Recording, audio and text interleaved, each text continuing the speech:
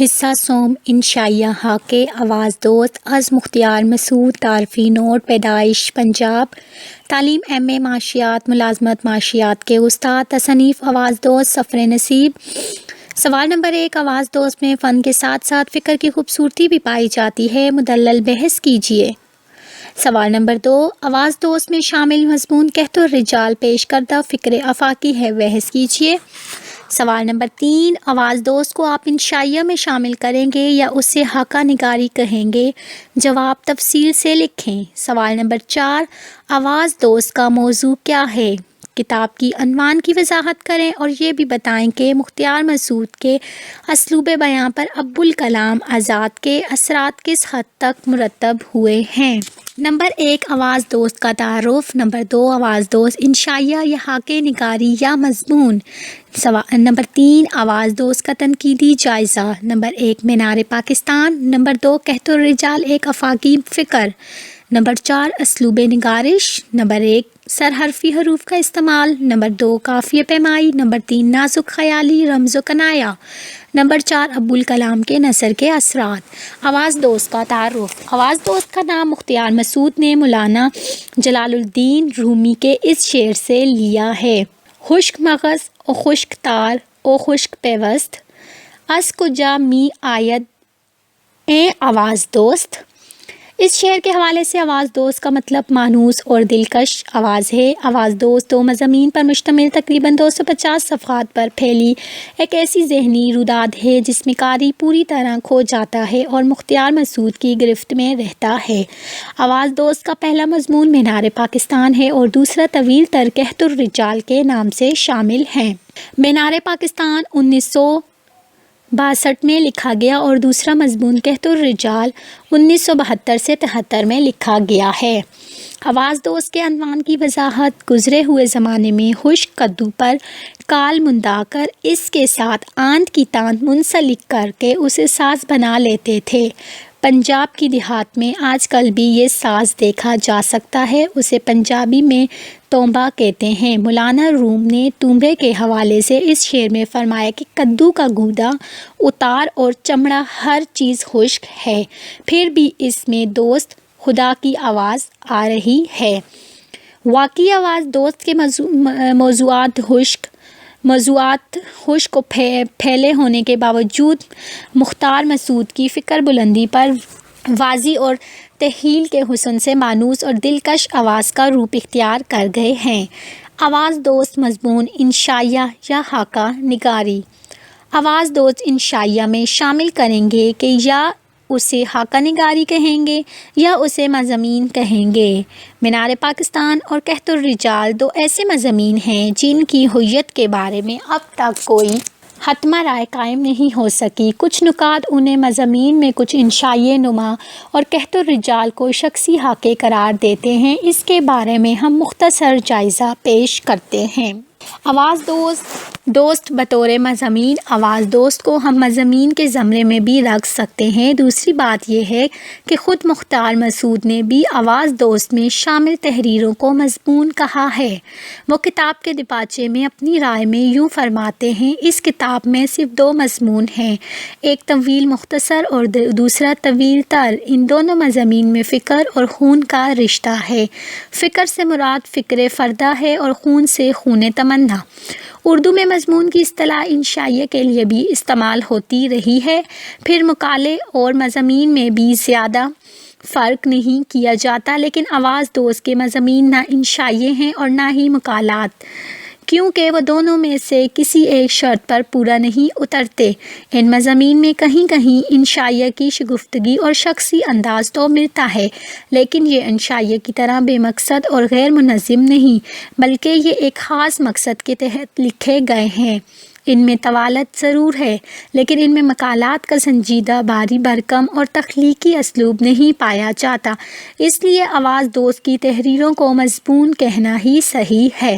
انشائیہ اور مقالے کی طرح مضمون کے اعتبار سے اپنے اندر بڑی وسعت اور گہرائی رکھتا ہے۔ آواز دوست بطور انشائیہ، ان کے مضامین میں ہمیں انشائیہ جیسی خوبیاں بھی نظر آتی ہیں، انشائیہ معمولی چیزوں کے غیر معمولی پہلو کو دریافت کرتا ہے۔ ایک اور بات جو انشائیہ کے متعلق کہی جاتی ہے، انشائیہ نگار موضوع میں دلچسپی کا عنصر برقرار رکھنے کے لیے اسلوب کا بڑا دخل ہوتا ہے۔ اگر اس بات کو لیا مان جائے تو یہ بلند پایہ اور بے مثل انشائیہ ہیں۔ انشائیے کی طرح مضمون موضوع کے اعتبار سے اپنی بڑی وسعت اور گہرائی رکھتا ہے۔ اس میں زندگی کے ہر شعبے کو پیش کیا جا سکتا ہے۔ مختار مسعود کے آواز دوست کے مضامین پڑھتے وقت ہمیں اس کی باریک فن کے بارے میں معلومات حاصل ہوتی ہے اور یہ ایک انشائیہ پرداز سے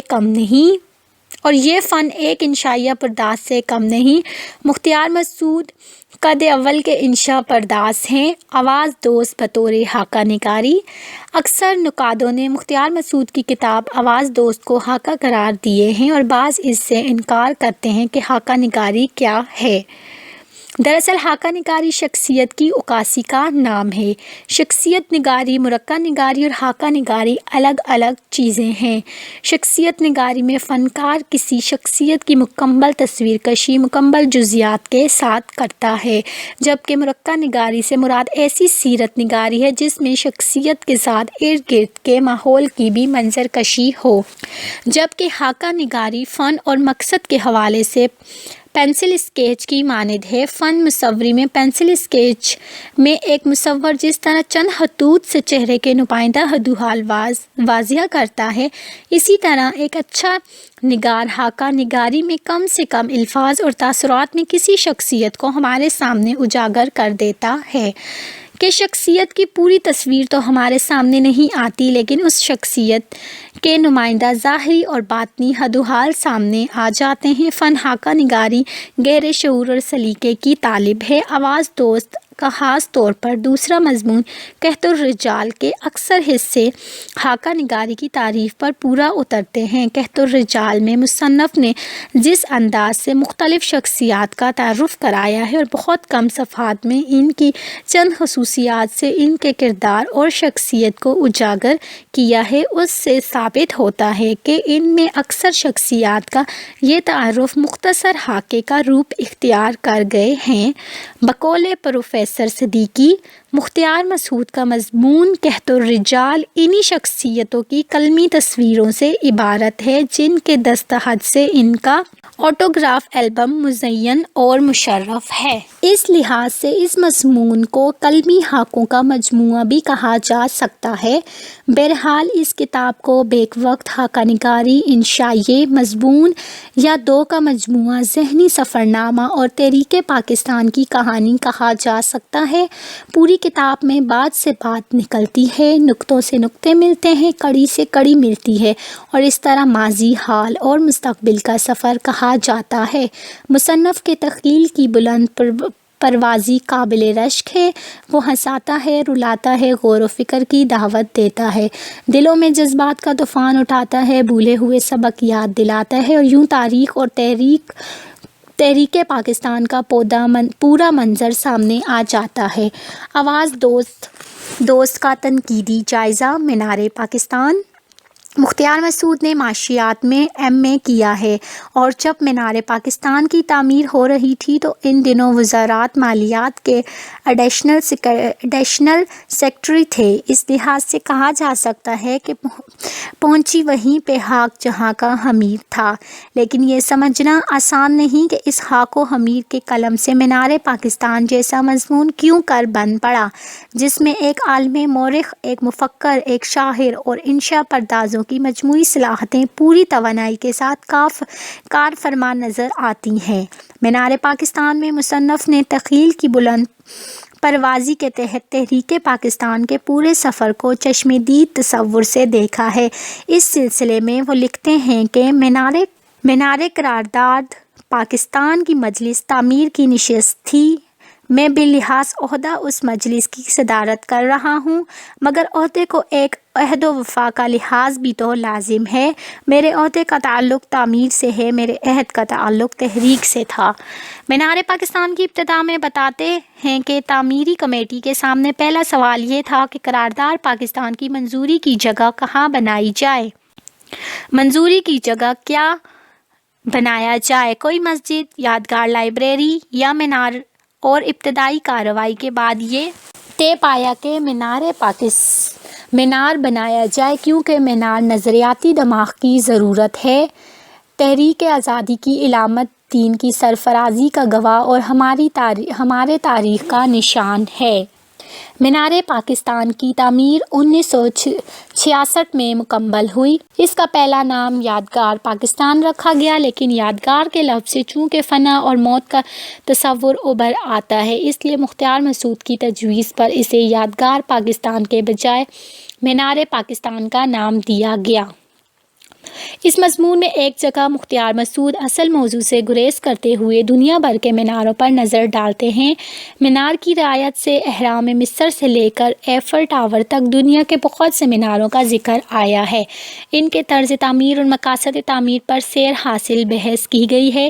ان معلومات کے حوالے سے مصنف کے مشاہدے اور مطالعے کی وسعت اور گہرائی کے ساتھ ساتھ اس کے احساس دردمندی کا بھی اندازہ ہو جاتا ہے۔ وہ مغرب اور مشرق کے علوم اور تاریخ سے بخوبی آگاہ ہیں۔ ان کی فکری رسائی بلند اور قلم مٹھاس محبت میں ڈوبا ہوا ہے۔ ان کے اسلوب میں علی گڑھ والوں کی شان اور مشرقی زبانوں کی جھلک صاف دکھائی دیتی ہے اور ان کے اسلوب کی عظمت اس کتاب کو کلاسک کا درجہ دیتی ہے۔ اس ضمن میں ایک جگہ لکھتے ہیں کہ مسجد بنو امیہ دمشق میں کا یہ شمالی مینار آج سے پورے 1302 سال قبل بنا تھا۔ یہ ہمارے میناروں کا امام ہے۔ اس کے پیچھے لاتعداد مینار دست بستہ کھڑے ہیں۔ ایک نیا مقتدی مینار پاکستان ابھی آخری صف میں شامل ہوا ہے۔ اسے مینار قرارداد پاکستان کہتے ہیں۔ مختار مسعود دنیا بھر کے میناروں کا تذکرہ کرنے کے بعد جب اصل موضوع کی طرف لوٹتے ہیں تو یہ سوال اٹھاتے ہیں کہ مینار پاکستان کی بنیادوں میں کون سا مصالحہ ڈالا ہے۔ اس وقت چشم تخیل سے علی گڑھ کا سنگ بنیاد رکھنے کی پوری کارروائی جزیات کے ساتھ یوں سامنے لاتے ہیں کہ قاری بھی اس عظیم واقعے کا چشمدید گواہ بن جاتا ہے۔ مختار مسعود بتاتے ہیں کہ علی گڑھ کو مینار پاکستان سے خاص ربط ہے۔ جس وقت سر سید کے ہاتھوں علی گڑھ کی بنیاد رکھی اس وقت مینار پاکستان کی بنیادوں کو مصالحہ مل گیا۔ یہاں تاریخی کڑیوں کو نہ صرف واقعات بلکہ شخصیات کے حوالے سے بھی جوڑا گیا ہے۔ اس سلسلے میں سر سید اقبال اور قائد اعظم کی شخصیت کو نمایاں کرنے کی کوشش کی گئی ہے۔ ایک سنگ میل پر سر سید کھڑے علی گڑھ کی بنیاد رکھ رہے ہیں اور دوسرے پر ایک انگریز تھوڈرومال لین علی گڑھ کالج کا سن بنیاد نصب کرتے ہوئے کہتا ہے کہ ہندوستان ایک مشتتر کے قوم کا تصور نہیں۔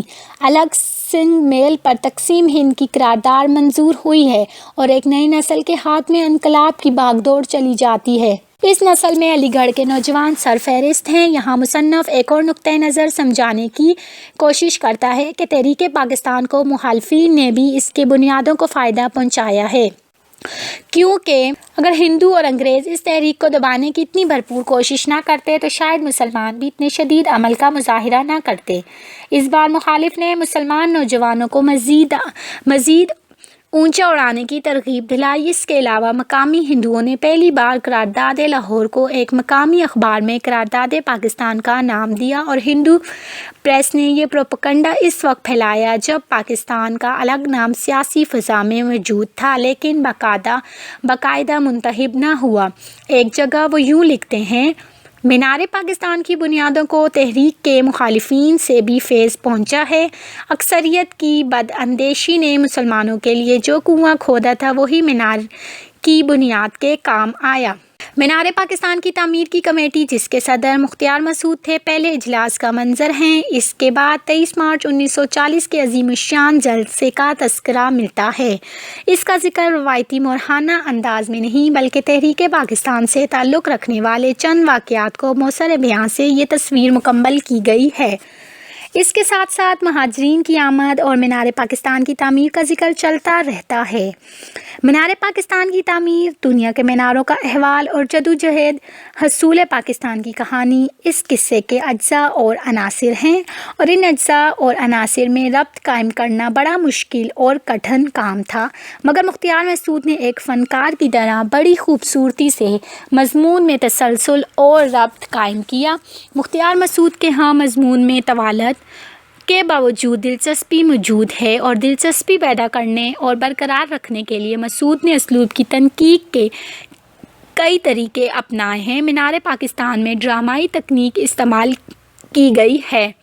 ہندو کے مخالفانہ رویے کا تذکرہ کرتے ہوئے مصنف کا لب و لہجہ طنزی و مزاحیہ ہو جاتا ہے، لیکن وہ شائستگی کا دامن ہاتھ سے نہیں چھوڑتے۔ گاندھی جی کے سلسلے میں لکھتے ہیں کہ ان کے بارے میں یہ خبر 13 اپریل 1947 کو شائع ہوئی کہ وہ اکثر کہا کرتے تھے کہ میں ابھی تک پاکستان کا مطلب نہیں سمجھا۔ مصنف یہاں شگفتہ اسلوب اپناتے ہوئے لکھتے ہیں، کسی نے جواب دیا ذرا چند ہفتے تعاقب کریں تو مطلب نقشے پر عیاں ہو جائے گا۔ پھر ذہنی سفرنامے میں علامہ اقبال، قائد اعظم اور دوسری سرکردہ شخصیات ایک خواب کو حقیقت بنانے میں مصروف عمل دکھائی دیتے ہیں۔ تحریک پاکستان اور قیام پاکستان کی کہانی کو پیش کرنے کا یہ انداز انتہائی انوکھا، دلچسپ اور فکر انگیز ہے۔ اس مختصر مضمون میں 3 سوالات اٹھائے گئے۔ نمبر 1، قرارداد پاکستان کی منظوری کی جگہ کیا بنایا جائے؟ نمبر 2، جب مینار بنانا طے پا گیا تو مینار کے بنیادوں میں کون سا ریختہ اور مسالہ ڈالا جائے؟ اور آخری سوال جس پر اس پرتاثیر مضمون کا خاتمہ ہوتا ہے وہ یہ ہے کہ اس مینار کی حفاظت کیسے کی جائے؟ اس سوال کا جواب یہ ہے کہ ہمارے پاس تو اس کی حفاظت کے لیے نسخہ کیمیا موجود ہے۔ ہم اس نسخہ کیمیا سے اپنا سرحدی اور نظریاتی دفاع کر سکتے ہیں۔ اس طرح یہ مضمون دعوت فکر دیتا ہوا اختتام پذیر ہوتا ہے۔ اس مضمون کے بارے میں رشید احمد صدیقی لکھتے ہیں کہ ان کے اس مضمون کو سب سے پہلے پڑھا گیا، بہت اچھا لگا، بہت ہی اچھا لگا ان کا یہ مضمون، یا ایسا مضمون پہلی بار پڑھنے کا اتفاق ہوا جس سے اندازہ ہوا کہ اس میں فکر و نظر کی کتنی وسعت، گہرائی اور ثروت اور تحلیل کی کتنی شنگرف کار ہے، جن کی طرح طرح سے بہتر طور پر اظہار کرنے پر وہ کتنے قادر ہیں۔ فنکار کے کمال، فن اور گرامایا شخصیت کی یہ بڑی مستند اور مستحسن نشانی ہے۔ اور ملا واحدی نے لکھا تھا، لفظ قابل داد، بعض فکرے لاجواب اور بعض صفحات داد سے بالاتر۔ ان آراء سے اندازہ کیا جا سکتا ہے کہ مینار پاکستان کس پائے کا مضمون ہے۔ کہت الرجال ایک آفاقی فکر، آواز دوز کا دوسرا طویل مضمون جو 200 صفحات پر مشتمل ہے، کہت الرجال ہے، جسے ذہنی سفرنامہ، رپورتائی خاکہ نگاری یا آٹوگراف البم کی کہانی کہا جا سکتا ہے۔ کہت الرجال کا لغوی مفہوم ہے بڑے انسانوں کا قحط۔ مصنف کو عظیم لوگوں کی کمی کا احساس شدت سے ہے اور وہ اس احساس میں قاری بھی شامل کر لیتے ہیں۔ مختار مسعود البم اٹھائے عظیم لوگوں کی تلاش میں محو ہیں اور قاری کو بھی یہ جاننے کے لیے بے چین رہتا ہے کہ اب ان کی نگاہ انتخاب کس پر ٹھہرتی ہے اور وہ کس خوبصورتی سے ہمارے سامنے لاتے ہیں۔ مختار مسعود نے یہ تحریر 1972 سے 73 میں لکھی اور سامنے آتے ہی دنیا ادب پر اپنا نقش ثبت کر گئی۔ وہ ایک بڑے سرکاری افسر ہیں، کاروبار حکومت کو اندر باہر سے جانتے ہیں۔ وہ تحریک پاکستان میں بھی اپنی بساط کے مطابق حصہ لے چکے ہیں۔ عظیم قائد کے ہاتھ کا لمس اپنے ہاتھوں میں اور اس کی فکر و دانش کی حرارت اپنے دل میں محسوس کر چکے ہیں۔ ان کے خیال میں 1972 سے 1973 تک پہنچتے پہنچتے پاکستان میں بڑے آدمی بننا بند ہو گئے تھے۔ بڑے آدمی سبھی 1947 سے پہلے بن چکے تھے۔ اس کے بعد ٹوٹنے کا عمل شروع ہو گیا تھا۔ مصنف نے بڑوں کو مرتے، ڈوبتے اور ٹوٹتے دیکھا۔ اس کے پاس ایک آٹوگراف بک تھی جس میں بڑے آدمیوں کے دستخط اور کلمات درج تھے۔ وہ اپنی البم کھول کر ایک شخصیت سے ملاقات کرتا ہے اور اس سے باتیں کرتا ہے، قاری سے اس کا تعارف کراتا ہے، پھر روتا ہے، چیختا ہے، چلاتا ہے اور ماتم کرتا ہے، بال نوچتا ہے۔ بڑے آدمی بننے بند ہو گئے ہیں۔ اس کے ہاتھ میں البم ہے اور کہتا ہے، میرے آٹوگراف البم کے 2 حصے ہیں۔ یہ البم نفس بھر چکی ہے اور نفس خالی ہے۔ آٹوگراف البم کی کہانی اس وقت شروع ہوتی ہے جب ایک چینی مہمان مصنف کے گھر آتا ہے۔ ان کے والد نے انہیں بتایا کہ آج ہمارے گھر چینی مہمان ابراہیم شاہ کیوچن تشریف لائیں گے اور ان سے آٹوگراف لیا جائے۔ مختار مسعود اپنے آٹوگراف البم میں دستخط لیے اور پھر معصومیت سے اپنے والد گرامی سے پوچھتے ہیں کہ اس آٹوگراف البم پر کس سے دستخط لوں۔ اس وقت ان کے والد نے جو نصیحت انہیں کہی اسے مصنف نے ہمیشہ کے لیے گرہ سے باندھ لیا۔ جاؤ نگاہ انتخاب کو کام میں لاؤ، بڑے آدمی زندگی میں کم اور کتابوں میں زیادہ ملیں گے۔ مصنف ساری زندگی انتخاب کو کام میں لاتے رہے، یہی وجہ ہے کہ ان کی آٹوگراف بک کے اکثر صفحات خالی رہ گئے۔ اس سلسلے میں بقول ڈاکٹر ظہور احمد عوان 1972 سے 73 تک پہنچتے پہنچتے پاکستان میں بڑے آدمی بننا بند ہو گئے تھے۔ بڑے آدمی 1947 سے پہلے بن چکے تھے، اس کے بعد ٹوٹنے کا عمل شروع ہو گیا تھا۔ وجہ چاہے کچھ بھی تھی، لیکن مصنف کی نگاہ انتخاب کا معیار بہت بلند ہے۔ مثلاً یوتھانٹ جو اقوام متحدہ کا جنرل سیکرٹری تھا اور مصنف اسے مل چکے تھے، لیکن وہ اس عہدے سے متاثر ہو کر اس کے سامنے اپنی آٹوگراف لینے کی خواہش پیدا ہوتی ہے۔ اسی طرح مصنف آٹوگراف بک لیے 25 برس ایک شخص کا تعاقب کرتا رہا۔ 5 سال بعد پانچویں کوشش کامیاب ہوئی، مگر مصنف نے آٹوگراف والی جیب پر ہاتھ رکھ لیے کیونکہ وہ شخص بڑے فخر سے اپنی کامیابیوں کی فہرست نکالنے لگے۔ فہرست بڑی طویل تھی۔ شہری بیوی، چوتھا کارخانہ، 10واں مقدمہ، 20ویں کمپنی میں خاموشی سے سنتا رہا، مگر جب اس نے نئے پاسپورٹ اور دوسری شہریت کا ذکر کیا تو مجھے سکتہ ہو گیا۔ مصنف کی کسوٹی رجال بڑی کڑی ہے۔ ہم شخصیتوں کو قرون اولیٰ کے مسلمانوں کے پیمانے پر پرکھتے ہیں۔ مصنف کو یہ بات آتی ہے تو بہادر بار جنگ یاد آتے ہیں۔ اس کی آٹوگراف بک میں ان کے دستخط بھی موجود تھے، جس پر 30 اگست 1939 کی تاریخ لکھی تھی۔ قحط الرجال 1972 سے 73 میں مکمل ہوا۔ مختار مسعود نے بعض بڑی بڑی ہستیوں کے ذکر سے ایک محفل عبرت برپا کی اور ہمیں قحط الرجال کا احساس دلایا۔ اس مضمون کی ابتدا عبرت آموز اور عبرت انگیز جملوں سے ہوتی ہے اور پڑھتے ہوئے دل کی دھڑکن رکتی ہوئی محسوس ہوتی ہے۔ قحط میں موت ارزاں ہوتی ہے اور قحط الرجال میں زندگی۔ مرگ میں انبو کا جشن ہو تو قحط، حیات بے مصرف کا ماتم ہو تو قحط الرجال۔ اس وبا میں آدمی کا یہ حال ہو جاتا ہے کہ مردم شماری ہو تو بے شمار، مردم شناسی ہو تو نایاب۔ یادوں کا مجموعہ۔ قحط الرجال یادوں کا مجموعہ ہے جس میں لوگوں کے نفوس ابھرتے ہیں۔ ان میں محمد ابراہیم شاہ کیوجن، نواب بہادر یار جنگ، ایم ماسٹر انگریزی ناول نگار ملا واحدی، حسرت موہانی، مولانا ظفر علی خان، سید عطا اللہ شاہ بخاری، نواب حمید اللہ، راجہ صاحب محمود آباد اور قائد اعظم محمد علی جناح کے نام سر فہرست میں نمایاں ہیں۔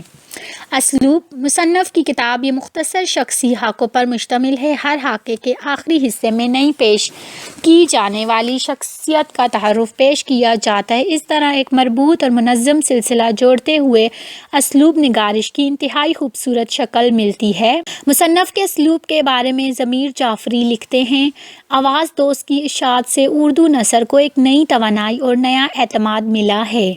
انہوں نے اردو نثر کے خوبصورت ترین پھولوں سے بوند بوند رنگ، رس اور خوشبو جمع کر کے بات کہنے کا ایک نیا سلیقہ پیدا کیا ہے، اور وہ اپنے جملوں کو ہیروں کی طرح تراشتے ہیں اور ان کی کوشش ہوتی ہے کہ بڑی سے بڑی بات ایک جملے بلکہ ایک لفظ میں ادا ہو جائے۔ مختار مسعود الفاظ کے حسن اور ان کے معنوی اثر سے بخوبی آگاہ ہیں۔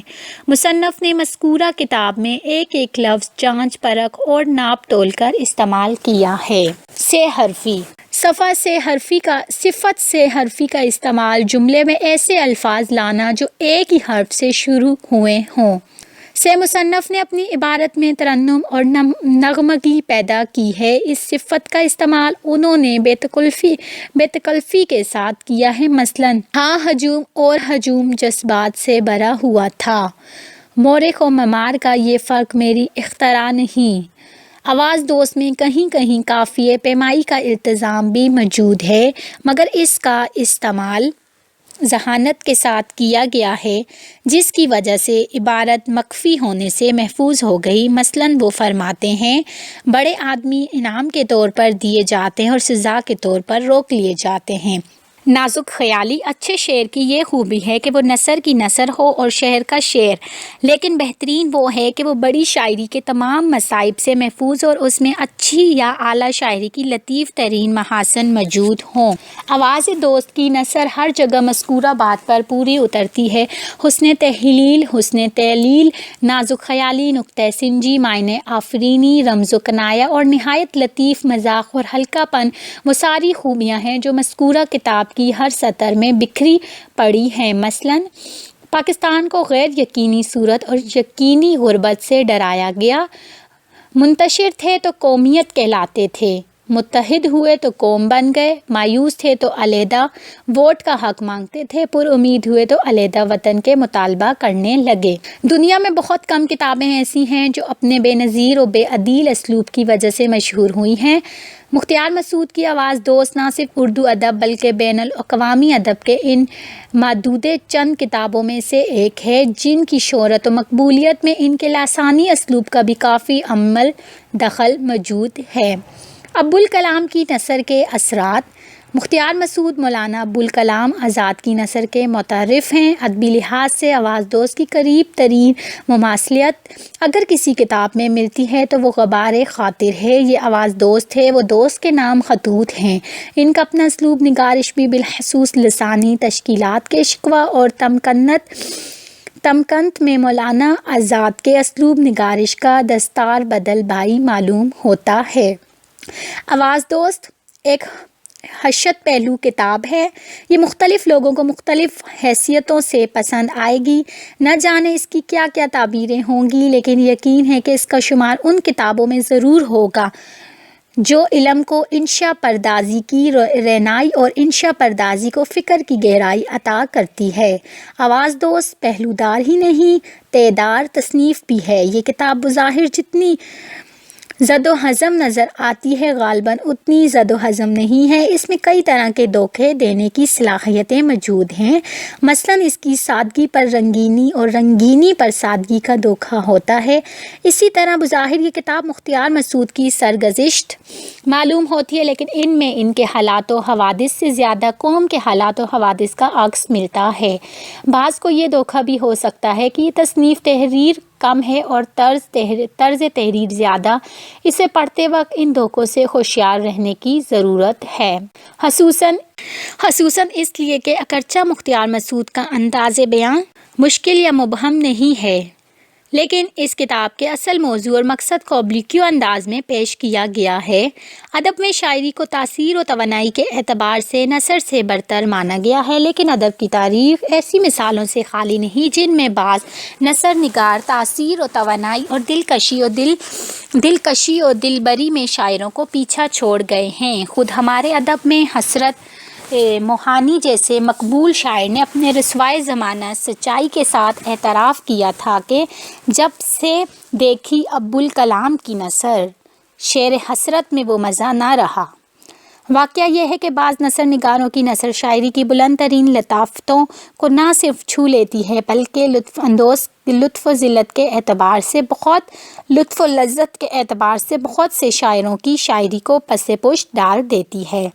مختار مسعود بھی ان محدود چند نثر نگاروں میں سے ہیں جن کی نثر کو بہت سے مشہور و ممتاز شاعروں کی شاعری پر ترجیح دی جا سکتی ہے۔ ویسے فیصلہ ہمیشہ انفرادی ہوگا کہ کس شاعر پر کس نثر نگار کو ترجیح دی جائے۔ مصنف کے کمال فن پر رشک آتا ہے۔ اس میں خوبصورت فکروں کی ایک کہکشاں کھلی نظر آتی ہے۔ اس نے ایک جگہ بڑی کتابوں کے بارے میں لکھا ہے، رزق ہی نہیں کتابیں بھی ایسی ہوتی ہیں جن کے پڑھنے سے پرواز میں کوتاہی آتی ہے۔ اس کو الٹ دیا جائے تو یوں کہا جا سکتا ہے کہ ایسی کتابیں بھی ہوتی ہیں جن کے پڑھنے سے پرواز میں بلندی، ذہن میں وسعت، قلب میں گرمی، ذائقوں میں حلاوت گھلتی ہے۔ یقیناً آواز دوست کی صدائے دردناک قحط الرجال ایسی ہی تحریریں ہیں۔ یہ سچی آواز دوست ہیں جو چوپنا سے نغمہ بن کے پھوٹتی اور مختار مسعود کے قلم سے ٹپکتی ہیں۔ مصنف کا ایک قول ہے کہ اچھا انسان اچھی کتاب اور اچھی گفتگو جہاں میسر آئے اس میں دوسروں کو بھی شریک کرو۔ لاریب اس کتاب میں اچھے انسان، اچھی گفتگو اور اچھی کتاب کی ان گنت خصوصیات ملتی ہیں۔ مجموعی جائزہ شعر و ادب میں تخلیقات کی مقدار بھی اپنی اہمیت رکھتی ہے، لیکن بعض اوقات کمیت کی تلافی صرف کیفیت سے ہو جاتی ہے۔ یہی وجہ ہے کہ شعر و ادب کی کوئی تاریخ ایسے لوگوں کے ذکر سے خالی نہیں ملتی جو صرف ایک مصرع یا صرف ایک شعر یا صرف ایک مضمون یا صرف ایک ناول کی بدولت شہرت عام اور بقائے دوام کے دربار میں داخل ہو گئے ہوں۔ مجھے مختار مسعود کا مضمون مینار پاکستان یا ان کی پہلی تصنیف آواز دوز اسی پائے کا تخلیقی کارنامہ معلوم ہوتی ہے۔ حصہ سوم انشائیہ حاکے چوری سے یاری تک از ڈاکٹر وزیر آغا۔ تعارفی نوٹ: ولادت 18 مئی 1922 سرگودا۔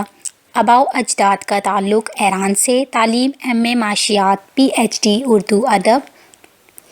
ڈاکٹریٹ کی ڈگری کا عنوان اردو ادب میں طنز و مزاح، ادبی حیثیت، انشائیہ نگار۔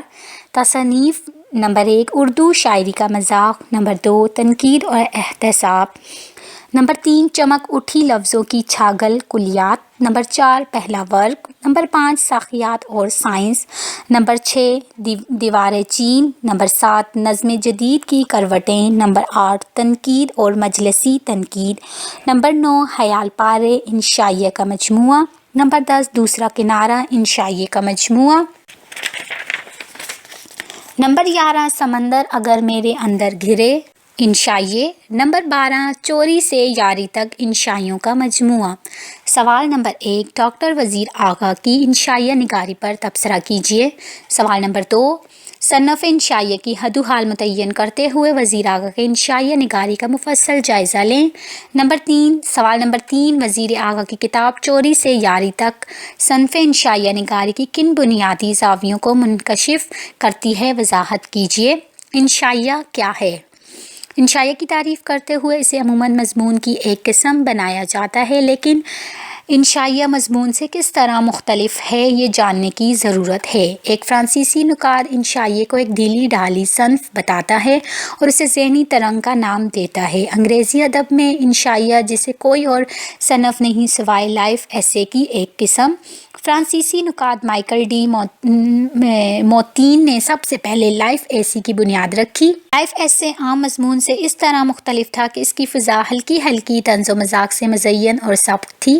کسی بھی مضمون کی ساخت پہلے سے طے شدہ ہوتی ہے۔ سب سے پہلے ابتدائیہ، پھر موضوع کی وضاحت، پھر آخر میں نتیجہ پیش کیا جاتا ہے۔ اس کے برعکس انشائیہ میں ابتدا، وسط اور انتہا کی کوئی قید نہیں ہوتی۔ یہ سردی کی راتوں میں آگ کے گرد بیٹھے ہوئے چند من چلے نوجوانوں کی گفتگو کے مانند ہے، جس میں موضوعات کی وسعت ہے، بات سے بات نکلتی اور دور تک جا پہنچتی ہے۔ انشائیہ غیر رسمی تحریر ہے۔ انشائیہ معمولی چیزوں سے غیر معمولی پہلوؤں کو دریافت کرتا ہے۔ یہ انکشاف ذات بھی ہے اور انکشاف حقیقت بھی، کیونکہ انشائیہ نگار کی ذات جتنی بڑی ہوگی اتنی ہی بڑی حقیقت ہمارے سامنے آئے گی۔ ڈاکٹر انور صدیر انشائیہ کی تعریف کرتے ہوئے رقم تراز ہیں۔ انشائیہ زندگی کے موجودہ مظاہر، تجربات اور معمولات کو آزاد روی، خوش خیالی اور زندہ دلی سے دیکھنے اور اس کے انوکھے گوشوں کو نثر کے تخلیقی اسلوب، کفایت لفظی، غیر رسمی انداز اور دوستانہ ماحول میں پیش کرنے سے عبارت ہے۔ انشائیہ کے فنی لوازمات: نمبر 1 انکشافات، نمبر 2 مسلسل خیال، نمبر 3 تازگی فکر، نمبر 4 عدم تکمیل کا احساس، نمبر 5 غیر رسمی انداز، نمبر 6 کفایت لفظی، نمبر 7 اسلوب۔ چوری سے یاری تک کا تعارف: چوری سے یاری تک 1944 میں منظر عام پر آیا۔ اس میں کل 15 انشائیے شامل ہیں۔ ان انشائیوں کے نام ہیں: نمبر 1 چوری سے یاری تک، نمبر 2 سیاح، نمبر 3 چیخنا، نمبر 4 جہاں کوئی نہ ہو، نمبر 5 دیوار، نمبر 6 طوطا پالنا، نمبر 7 میری 40ویں سالگرہ، نمبر 8 کچھ ضرب المثل کی مخالفت میں، نمبر 9 یہ معصوم لوگ، نمبر 10 کچھ رشتہ داروں کی شان میں، نمبر 11 درمیانہ درجہ، نمبر 12 بس اتنی سی بات ہے، نمبر 13 کچھ قلم کے بارے میں، نمبر 14 اور فٹ پاتھ۔ ڈاکٹر وزیر آغا کی انشائیہ نگاری چوری سے یاری تک کے حوالے سے: ڈاکٹر وزیر آغا شاید اردو کے واحد ادیب ہیں جن کا نام اردو ادب کی ایک صنف اظہار کے ساتھ کچھ اس پختگی سے وابستہ ہو گیا ہے کہ اب اس صنف کا تصور وزیر آغا کے بغیر ممکن ہی نہیں رہا۔ یہ صنف اظہار انشائیہ ہے اور اسے وسیع پیمانے پر متعارف کرانے، اس کا دائرہ تخلیق بڑھانے، تخصیصی نقوش اجاگر کرنے اور اس کے فنی بوتیکا کی ترتیب و تدوین میں وزیر آغا نے سب سے زیادہ خدمات انجام دی ہیں۔ انہوں نے نہ صرف اس صنف کی نمائندہ تخلیقات پیش کی بلکہ اردو انشائیہ کے اولین نکات کا فریضہ بھی انجام دیا۔ چنانچہ اب تک انشائیہ کے باب میں جتنے مباحث اٹھے ہیں ان سب کے پس پشت وزیر آغا کے نظریات کے اثبات یا ان سے اختلاف کا زاویہ موجود نظر آتا ہے، اور اب تک اس موضوع پر جو سیر حاصل بحث ہوئی ہے اس کا محیط انہیں کے اٹھائے ہوئے مرکزی نقطے کے گرد اپنی کوس بنا رہا ہے۔ اردو کے انشائیہ نگاروں میں وزیر آغا کو یہ امتیاز تو حاصل ہے ہی کہ انہوں نے سب سے زیادہ شگفتہ انشائیے لکھے۔ ان کے موضوعات میں تنوع اور بوکلمونی ہے۔ انہوں نے انشائیہ نگاروں کے ایک بڑے طبقہ کو متاثر کیا اور ان کا حلقہ اثر وسیع ہے۔ ڈاکٹر بشیر احمد سیفی چوری سے یاری تک انشائیوں کی ادبی اہمیت اور فن پر اپنی کتاب اردو میں انشائیہ نگاری یوں روشنی ڈالتے ہیں۔ چوری سے یاری تک کے انشائیہ فنی طور پر خیال پارے کے انشائیوں سے ایک قدم آگے ہیں۔ یہ انشائیہ کاری کو اتنے غیر محسوس طریقے سے فلسفیانہ نکات اور جبلت انسانی کے مخفی گوشوں سے روشناس کراتے ہیں کہ قاری از خود رفتگی کے عالم میں ان کے خیالات کے ساتھ ساتھ چلنے لگتا ہے۔ چوری سے یاری تک کے انشائیوں کے چند قابل ذکر نکات: نمبر 1، شخصیت کی جھلک۔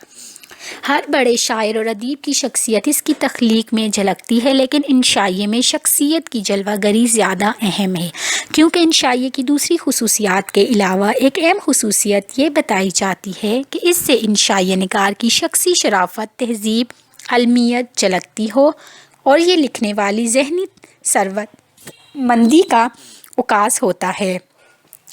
یوں سمجھیں کہ اگر انشائیہ پڑھنے کے بعد ہم مصنف کی شخصیت کی ایک جھلک اس میں دیکھ سکتے ہیں تو انشائیہ کی عمدہ مثال ہوگی۔ وزیر آغا کے انشائیوں میں ان کے اسلوب کے پس پشت ان کی شخصیت کا ایک توانا اور پر اعتماد شخصیت کی بدولت ان کے انشائیے مستقل اور منفرد رنگ طبیعت اختیار کیے ہوئے ہیں۔ ان کے اسلوب کا کمال یہ ہے کہ اس کے پس منظر میں ان کی جھلکیاں نظر ہی نہیں آتی بلکہ بعض روپوش گوشے بھی بے نقاب ہو جاتے ہیں۔ ان میں ان کی ذات کا انکشاف بھی ہے اور ان کی سوچ کا عکس بھی، اور ان کے اندر کے انسان کی ایک جھلک بھی۔ ان کی تحریروں میں ان کی شخصیت دروازے سے باہر کھڑی نظر نہیں آتی بلکہ جس طرح بوئے گل بر گل میں پہنا بھی ہوتی ہے اور عیاں بھی اسی طرح ان کی تحریروں میں چھپی ہوئی اور ان سے جھلکتی دکھائی بھی دیتی ہے۔ یہ اقتباس دیکھیے، یہ انہی دیواروں کا کرشمہ ہے کہ میری روح کو جسم اور میرے خیال کو لفظ کا ابادہ عطا ہوا ہے۔ اگر یہ دیواریں نہ ہوتی تو میں کبھی کا ہوا میں تحلیل ہو گیا ہوتا، سورج کی تمازت میں موم کے ٹکڑے کی طرح پگھل کر یا برف کے تودے کی طرح گھل کر زمین میں جذب ہو گیا ہوتا اور آج صفحہ خاک میں میرا نشان تک باقی نہ ہوتا۔ یوں بھی کناروں اور دیواروں کے بغیر کوئی باقی رہتا ہے۔ ان کے انشائیے چوری سے یاری تک، دیوار، ماہی، یہ معصوم لوگ، درمیانہ درجہ اور فٹ پاتھ وغیرہ ایسے انشائیے ہیں جن میں مصنف نے اپنی شخصیت کی دریافت کو فنکارانہ مہارت سے پیش کیا ہے۔ نمبر 2، انسانی نفسیات۔ وزیر آغا نبض شناس انسان تھے۔ انہوں نے انسانی فطرت اور نفسیات کو اپنے انشائیوں میں جگہ دی ہے۔ وہ نہایت غیر محسوس انداز میں ہمیں جچنے کی افادیت اور اس کے نفسیاتی محرکات کا قائل کر لیتے ہیں۔ یہ اقتباس اس نقطہ نظر سے ملاحظہ ہو، لیکن جچنا کوئی آسان کام نہیں۔ ہنسی کو لیجیے ایک حقیر واقعے سے برانگیختہ ہو جاتی ہے اور اس کی ڈور اکثر ایک معمولی سے مسخرے کے ہاتھ میں ہوتی ہے، لیکن چیخ معمولی تحریک سے وجود میں نہیں آتی۔ یہ تو صرف زندگی اور موت کے سنگم پر نمودار ہوتی ہے، جب ایک طرف موت کا خونی جبڑا ظاہر ہوتا ہے اور دوسری طرف زندہ رہنے کی ایک شدید آرزو ابھرتی ہے۔ نمبر 3، موازنہ تقابلی انداز۔ وزیر اعلیٰ نے چوری سے یاری تک کے انشائیوں میں موازنہ اور تقابلی انداز اپنایا ہے اور اس فن میں وہ یکتا تھے۔ مثلاً انشائیہ فٹ پاتھ میں فٹ پاتھ اور سڑک کا موازنہ کیا گیا ہے۔ مثلاً سڑک میں مرد کی سی بے قراری اور سیماب پائی ہے۔ سڑک پر چلتی ہوئی مخلوق تخلیقی جرثومے کی طرح ایک ازلی و ابدی بے قراری میں اسیر اور آگے بڑھنے اور ٹکرانے کی ایک شدید آرزو میں سرشار ہے۔ اس کا کام تو چل رہے نوجوان کی عملے تفسیر پیش کرنا ہے اور بس۔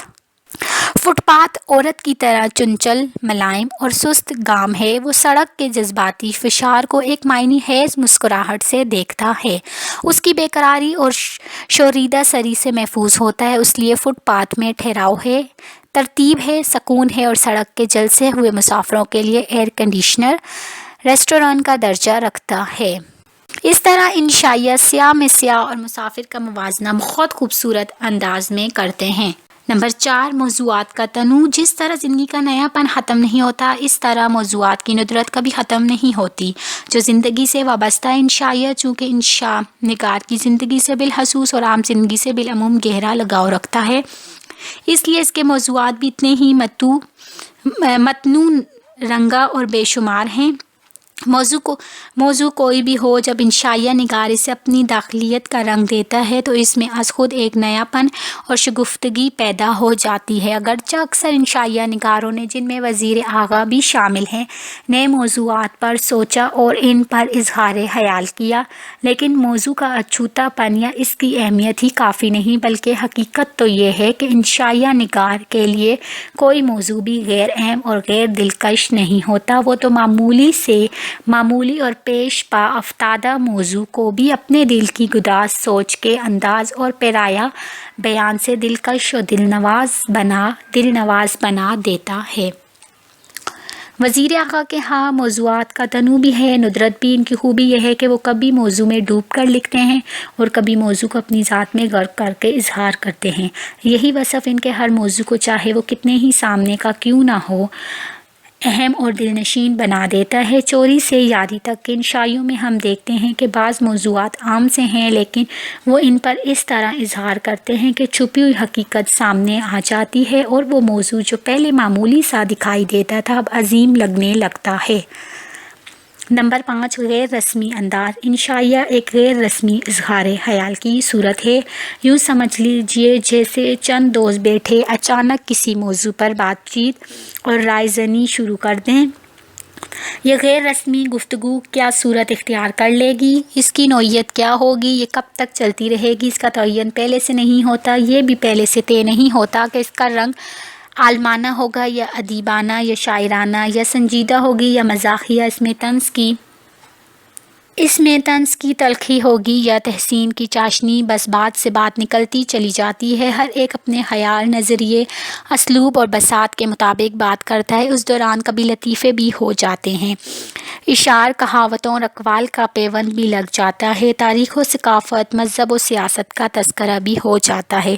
اس گفتگو میں یہ بھی ضروری نہیں ہوتا کہ یہ فلسفیانہ ہو، دلائل منطقی ہوں اور اس سے کسی خاص مقصد کا حصول مقصود ہو۔ مختصر یہ کہ ایک کھلا میدان ہے جس میں ہر شخص اپنی فکر، سوچ اور بساط کے مطابق کچھ کہتا ہے یا خاموش رہتا ہے۔ اسی طرح انشائیہ بھی تقریباً تمام قیود سے آزاد ہوتا ہے۔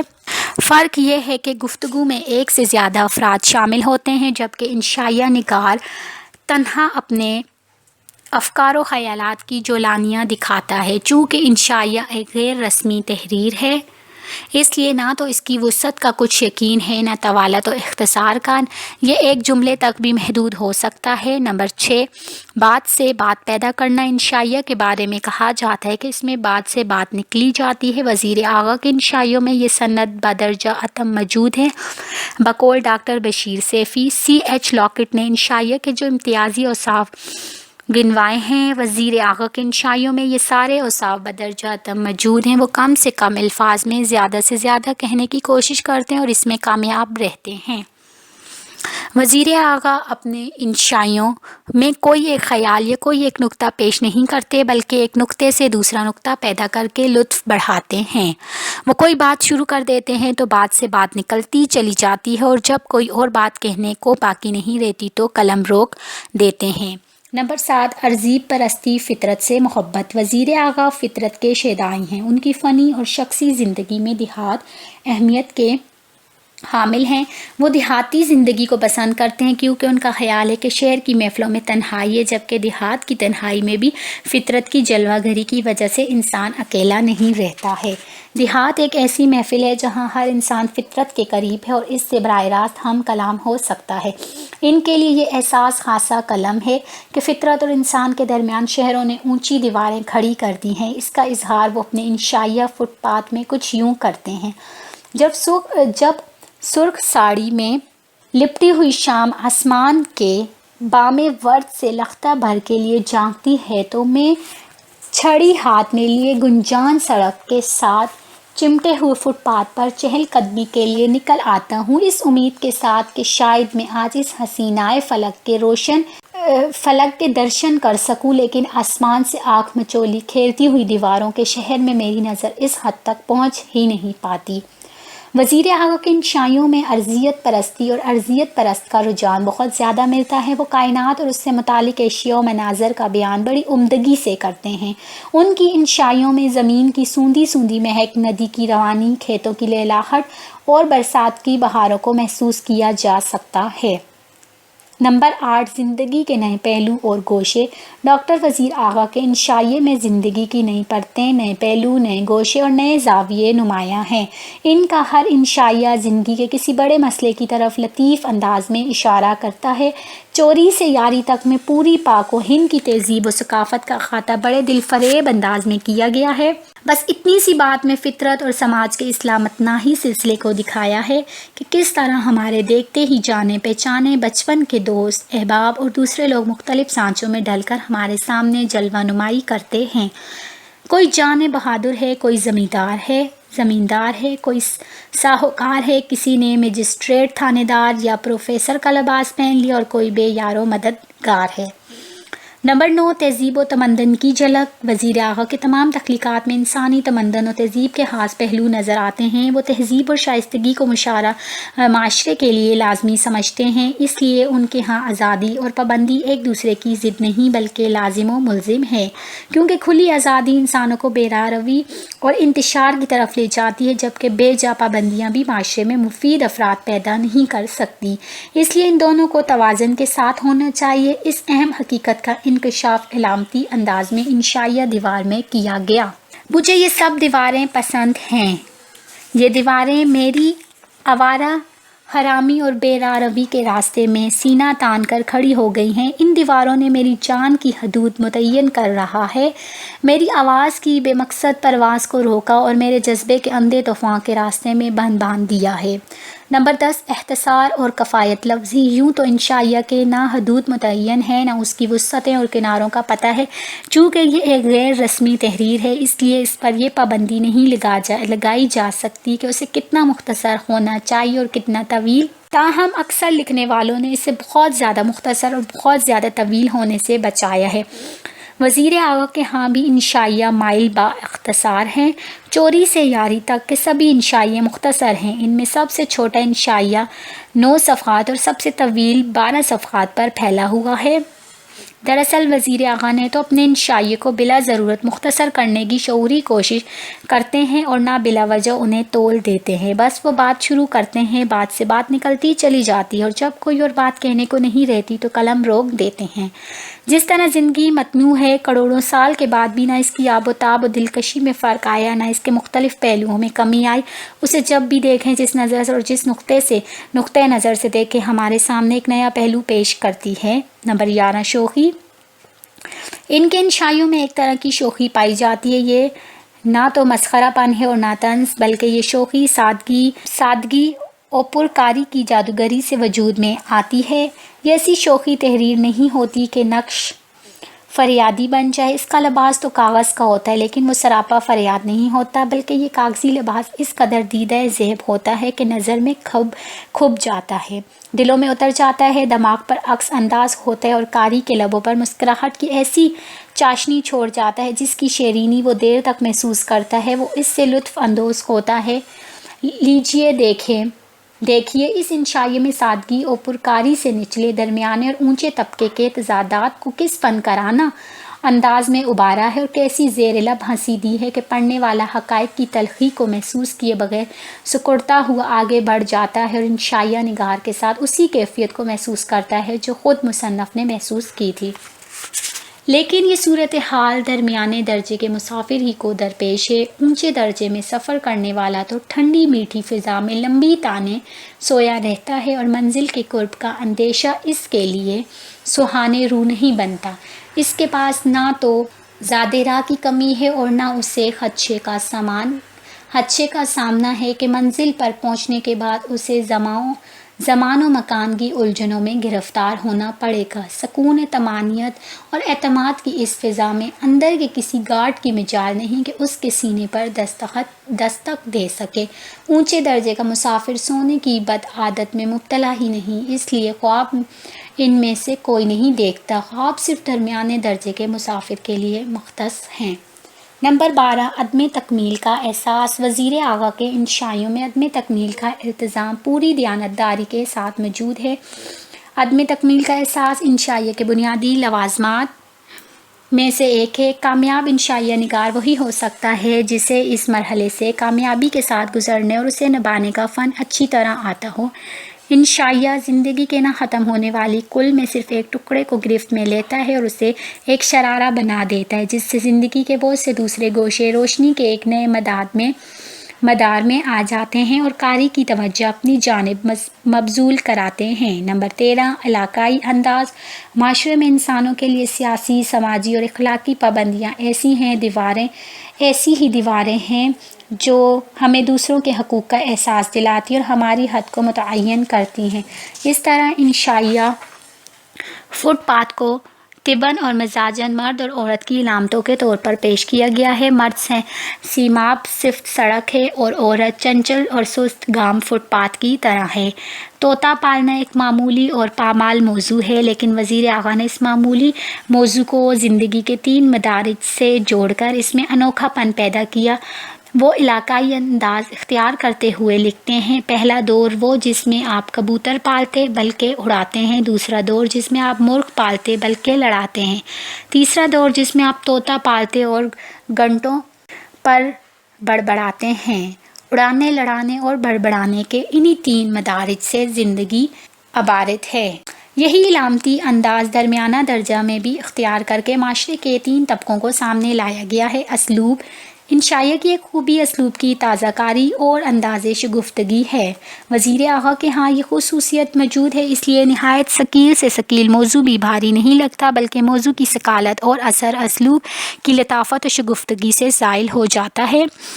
نچلے درجے کے مسافر کی حسیات کند ہیں، وہ ذہنی اور جسمانی طور پر اس قدر بےحس ہے کہ اگر باہر کی تاریکی سے کوئی خوفناک اور مکروہ پنجہ اندر آ کر اس کے ہمسفر کی گردن مروڑ ڈالے تو بھی اس پر کوئی اثر مرتسم نہ ہوگا۔ وہ تو ماحول اور اپنی تقدیر سے کبھی کا سمجھوتا کر چکا ہے، اس لیے اب اس کا منشانت ذہن شفاف اور اس کا بدن بے حس ہے۔ اونچے درجے کی طرح نچلے درجے کا یہ مسافر بھی وقت کی بے رحم ضد سے قطعاً محفوظ ہے۔ ایک خوشی کے ہاتھوں زندہ جاوید ہو گیا تھا، دوسرا دکھ کے ہاتھوں امر ہو چکا ہے۔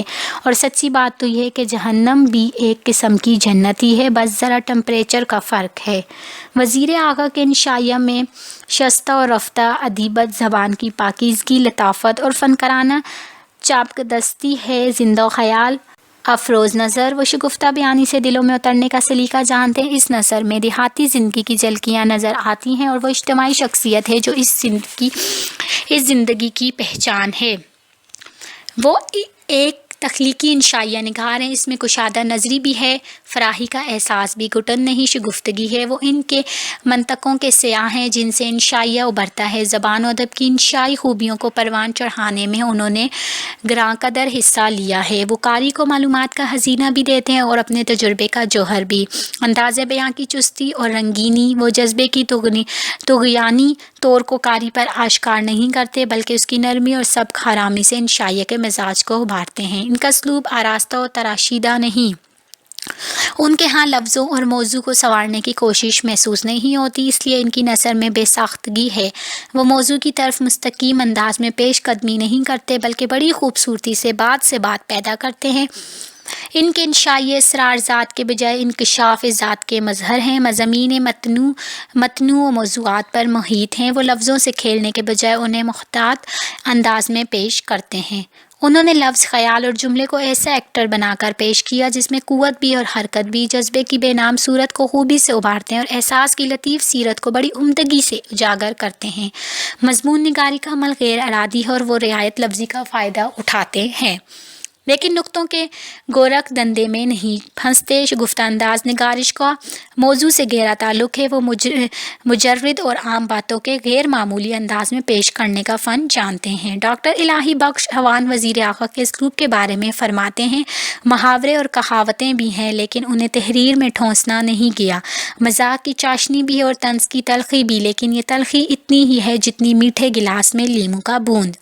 اردو کی کسی صنف کی مکمل اور حتمی تعریف ابھی تک وضع نہیں ہوئی، اس کے باوجود وزیر اعظم نے انشائیہ کی ایک ایسی تعریف وضع کی ہے جو اس سے کئی پہلوؤں کا احاطہ کرتی ہے۔ ان کا خیال ہے کہ انشا اس صنف نثر کا نام ہے جس میں انشائیہ نگار اسلوب کی تازہ کاری کا مظاہرہ کرتے ہوئے مظاہر فطرت کے مخفی مفاہیم کو کچھ اس طرح گرفت میں لیتا ہے کہ انسانی شعور اپنے مدار سے ایک قدم باہر آ کر نئے مدار کو وجود میں لانے میں کامیاب ہو جاتا ہے۔ سچ تو یہ ہے کہ ان بیشتر انشائیہ اس تعریف پر پورے اترتے ہیں کیونکہ وہ اپنے تخلیقی عمل کو سوچ سمجھ کر اس کے تقاضوں کو سامنے رکھ کر پورا کرتے ہیں۔ ان کے ہاں اسلوب کی تازہ کاری، معنی کے نئے افق اور انسانی شعور کے نئی سمتیں جلوہ گر ہوتی ہیں۔ یہی وجہ ہے کہ ان کے انشائیہ ہماری ذہنی بالیدگی میں اضافہ کرتے ہیں اور ہمارے تہذیبی شعور کو جلا بخشتے ہیں۔ صنف انشائیہ کے اوپر جو نمایاں روشنی ہے اس کا محض وزیر اعظم کی شخصیت ہے۔ وزیر اعظم کے انشائیہ اسلوب میں فکری موشگافی اور نکتہ آفرینی کا کثیر عنصر شامل ہے۔ یہ اسلوب ایک نکتے کو دوسرے نکتے سے ملاتا ہے اور اس سے معنویت کی ایک نئی تیسری صورت کو جلوہ گر کر دیتا ہے۔ انشائیہ کا مزاج بھی یہ ہے کہ وہ ہر قسم کی قید مقام سے آزاد ہے۔ زمان کی گرفت اسے اپنے حصار میں نہیں لیتی اور یہ بے پر جذبے کی طرح ہوا میں بے تکان پرواز کرتا ہے اور آکسیجن کی وافر مقدار کی ترسیل اپنی کاری کی طرف کرتا ہے۔ وزیر اعظم کے اسلوب نے ان کے انشائیہ کا مزاج نکھارنے میں ایک اساسی فریضہ انجام دیا ہے۔ وزیر اعظم نے انشائیہ میں مظاہرے کی مخفی معنی اجاگر کیے ہیں۔ اس عمل انکشاف میں ان کے اسلوب نے ان کی سب سے زیادہ معاونت کی ہے، چنانچہ ان کے انشائیہ میں تازہ کاری بھی ہے اور ندرت بھی ہے، انکشاف ذات بھی اور عرفات کائنات بھی۔ اس میں سنجیدہ فکری بھی اور شگفتہ نگاری بھی مجموعی جائزہ۔ مجموعی طور پر ہم کہہ سکتے ہیں انشائیہ کے ابتدائی نقوش اگرچہ قد مآ کے ہاں نظر آتے ہیں، مثلاً ملا وجہی کی سبرس، غالب کے حدود کے چند ٹکڑے، مضامین سر سید ابوالکلام آزاد کی کتاب غبار خاطر کے کچھ حصے میں انشائیہ کی خوبیاں دیکھی جا سکتی ہیں، لیکن انشائیہ کو الگ اور انفرادی حیثیت سے منوانے کا صحرا وزیر اعظم کے سر ہے۔ بقول معین الرحمن، جس طرح مثنوی کے ساتھ مولانا روم یا پھر میر حسن کا نام ذہن میں ابھرتا ہے، اسی طرح انشائیہ کے ساتھ موتین جانسن یا پھر وزیر اعظم کا نام ذہن میں آتا ہے۔ حصہ سوم انشائیہ حاکے چوری سے یاری تک از ڈاکٹر وزیر اعظم۔ تعارفی نوٹ: ولادت 18 مئی 1922 سرگودا۔ آباء و اجداد کا تعلق ایران سے۔ تعلیم M.A معاشیات، PhD اردو ادب۔ ڈاکٹریٹ کی ڈگری کا عنوان اردو ادب میں طنز و مزاح۔ ادبی حیثیت: انشائیہ نگار۔ تصنیف: نمبر 1 اردو شاعری کا مذاق، نمبر 2 تنقید اور احتساب، نمبر 3 چمک اٹھی لفظوں کی چھاگل کلیات، نمبر 4 پہلا ورگ، نمبر 5 ساقیات اور سائنس، نمبر 6 دیوار چین، نمبر 7 نظم جدید کی کروٹیں، نمبر 8 تنقید اور مجلسی تنقید، نمبر 9 خیال پارے انشائیہ کا مجموعہ، نمبر 10 دوسرا کنارہ انشائیہ کا مجموعہ، نمبر 11 سمندر اگر میرے اندر گھرے انشائیہ، نمبر 12 چوری سے یاری تک انشائیوں کا مجموعہ۔ سوال نمبر 1 ڈاکٹر وزیر اعظم کی انشائیہ نگاری پر تبصرہ کیجیے۔ سوال نمبر 2 صنف انشائیہ کی حد و حال متعین کرتے ہوئے وزیر اعلیٰ کے انشائیہ نگاری کا مفصل جائزہ لیں۔ سوال نمبر 3، وزیر اعلیٰ کی کتاب چوری سے یاری تک صنف انشائیہ نگاری کی کن بنیادی زاویوں کو منکشف کرتی ہے؟ وضاحت کیجیے۔ انشائیہ کیا ہے؟ انشائیہ کی تعریف کرتے ہوئے اسے عموماً مضمون کی ایک قسم بنایا جاتا ہے، لیکن انشائیہ مضمون سے کس طرح مختلف ہے یہ جاننے کی ضرورت ہے۔ ایک فرانسیسی نقاد انشائیہ کو ایک ڈھیلی ڈھالی صنف بتاتا ہے اور اسے ذہنی ترنگ کا نام دیتا ہے۔ انگریزی ادب میں انشائیہ جسے کوئی اور صنف نہیں سوائے لائف ایسے کی ایک قسم، فرانسیسی نقاد مائیکل ڈی موتین نے سب سے پہلے لائف ایسے کی بنیاد رکھی۔ لائف ایسے عام مضمون سے اس طرح مختلف تھا کہ اس کی فضا ہلکی طنز و مذاق سے مزین اور سبک تھی۔ کسی بھی مضمون کی ساخت پہلے سے طے شدہ ہوتی ہے، سب سے پہلے ابتدائیہ، پھر موضوع کی وضاحت، پھر آخر میں نتیجہ پیش کیا جاتا ہے۔ اس کے برعکس انشائیہ میں ابتدا، وسط اور انتہا کی کوئی قید نہیں ہوتی۔ یہ سردی کی راتوں میں آگ کے گرد بیٹھے ہوئے چند من چلے نوجوانوں کی گفتگو کے مانند ہے، جس میں موضوعات کی وسعت ہے، بات سے بات نکلتی اور دور تک جا پہنچتی ہے۔ انشائیہ غیر رسمی تحریر ہے۔ انشائیہ معمولی چیزوں سے غیر معمولی پہلوؤں کو دریافت کرتا ہے۔ یہ انکشاف ذات بھی ہے اور انکشاف حقیقت بھی، کیونکہ انشائیہ نگار کی ذات جتنی بڑی ہوگی اتنی ہی بڑی حقیقت ہمارے سامنے آئے گی۔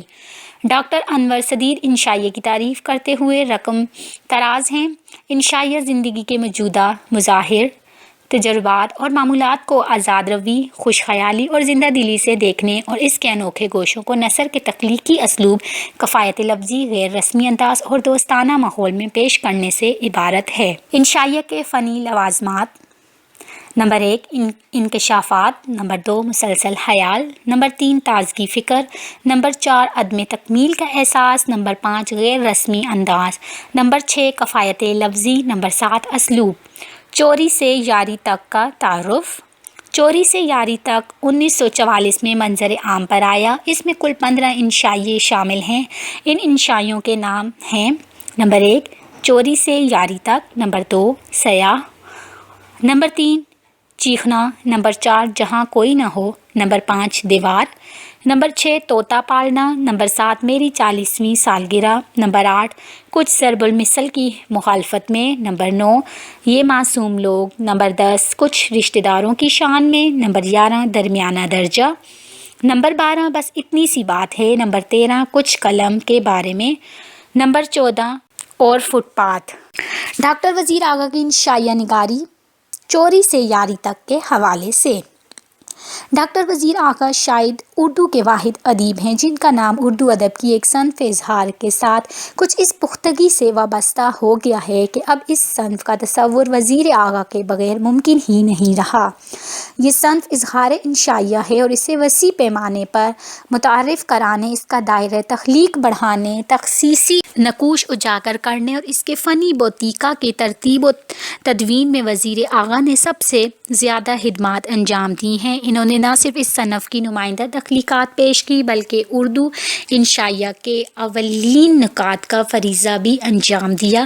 چنانچہ اب تک انشائیہ کے باب میں جتنے مباحث اٹھے ہیں ان سب کے پس پشت وزیر اعلیٰ کے نظریات کے اثبات یا ان سے اختلاف کا زاویہ موجود نظر آتا ہے، اور اب تک اس موضوع پر جو سیر حاصل بحث ہوئی ہے اس کا محیط انہیں کے اٹھائے ہوئے مرکزی نکتے کے گرد اپنی کوس بنا رہا ہے۔